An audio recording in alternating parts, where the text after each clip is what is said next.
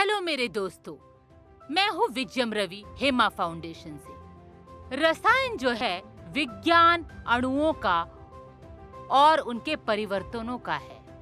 रसायन विज्ञान सीखने वाले छात्रों को विज्ञान और विकास के क्षेत्र में भारत के योगदान की सराहना करनी चाहिए और जीवन के विभिन्न पहलुओं में रसायन विज्ञान की भूमिका को समझना चाहिए। विज्ञान को प्रकृति का वर्णन करने और समझने के लिए ज्ञान को व्यवस्थित करने के निरंतर मानवीय प्रयास के रूप में देखा जा सकता है। आप जानते हैं कि रसायन विज्ञान के सिद्धांत विभिन्न क्षेत्रों में लागू होते हैं, जैसे मौसम का पैटर्न, मस्तिष्क की कार्य प्रणाली और कंप्यूटर का संचालन, रासायनिक उद्योग में उत्पादन, उर्वरकों का निर्माण, क्षारीय आम्ल आदि। ये भोजन के लिए मानव की जरूरतों को पूरा करने में भी महत्वपूर्ण भूमिका निभाता है। विभिन्न प्रकार के उर्वरकों का बड़े पैमाने पर उत्पादन, विभिन्न प्रकार के कीटनाशकों और कीटनाशकों को स्वास्थ्य देखभाल उत्पादों और अन्य सामग्रियों में सुधार का उद्देश्य जीवन को सुधारना है।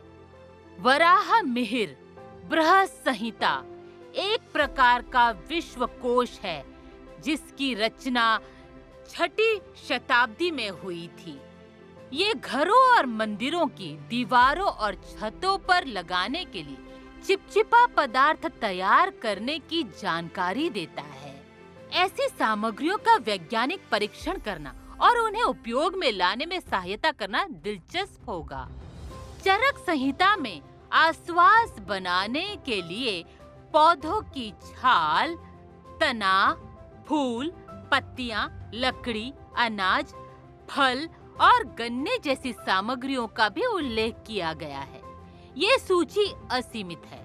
रसायन शास्त्र के बारे में ये ज्ञान और भारतीय वैज्ञानिक का योगदान आपके लिए एक समृद्ध ज्ञान है।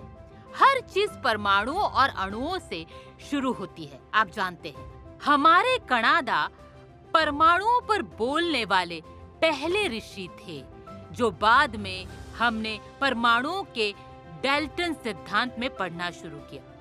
इसलिए इस अध्याय में आप पदार्थ के विभिन्न रूपों के बारे में जानेंगे। पदार्थ के घटक और यौगिक कैसे बनते हैं। ये आध्यात्मिक जागृति जो आपको यहाँ प्राप्त हुई है, वो ये है कि सभी मनुष्य और सामग्रियाँ छोटे छोटे परमाणुओं से बने हैं और वे सभी समान हैं। ये अद्वैता के महानतम ज्ञान को दर्शाता है। कोई भी दो नहीं है, सभी एक ही हैं। हम सभी एक हैं। दुनिया को ये मौलिक ज्ञान भारत ने दिया। हमारे भारत ने आध्यात्मिक के माध्यम से और वैज्ञानिक ज्ञान के माध्यम से। अब आप निम्नलिखित प्रश्नों का उत्तर देंगे और हम फिर मिलेंगे।